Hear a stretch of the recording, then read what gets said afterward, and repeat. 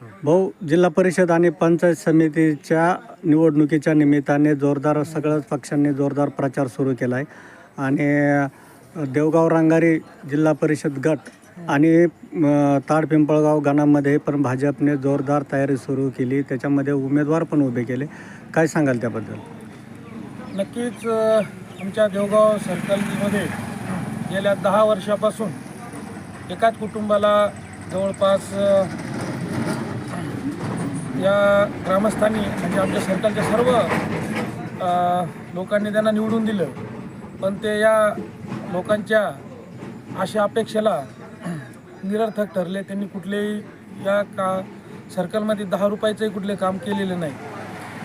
आताही ते एका पक्षाकडून उभे म्हणजे शिवसेनेकडूनच उभे, शिंदे गटाकडून. मी त्यांना एक विनंती करतो की आपण स्वतःच स्वरूप बघावे एकदा, की आपण 10 वर्षामध्ये आपल्या घरामध्ये 10 वर्ष जिल्हा परिषद मेंबर होते, आपण या सर्कलला काय न्याय दिला.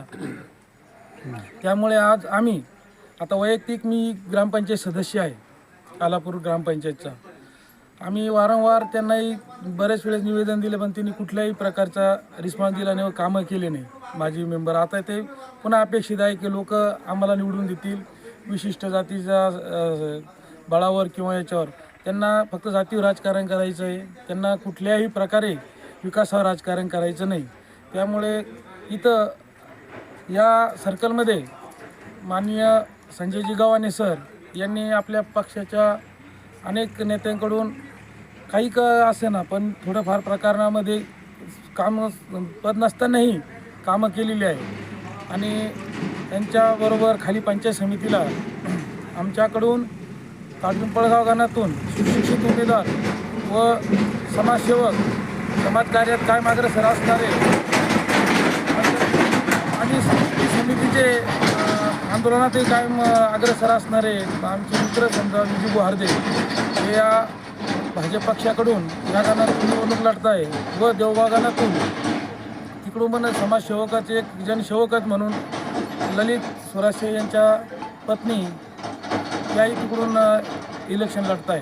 तर मी या सर्व परिसरातील व या देवगाव सर्कलमधील सर्व जनतेला एक आव्हान करतो की आपण कुठल्याही भूलथापेला बळी न पडता विकासाला मतदान करायचं असेल तर या तिन्ही उमेदवारांना प्रचंड मताने आपण नक्कीच विजयी करा, हे असं मी आपल्या चॅनलद्वारे इथल्या सर्व जनतेला आव्हान करतो. आपलं नाव? मी सुनील जगन्नाथ बोडके, ग्रामपंचायत सदस्य, आलापूर ग्रामपंचायत.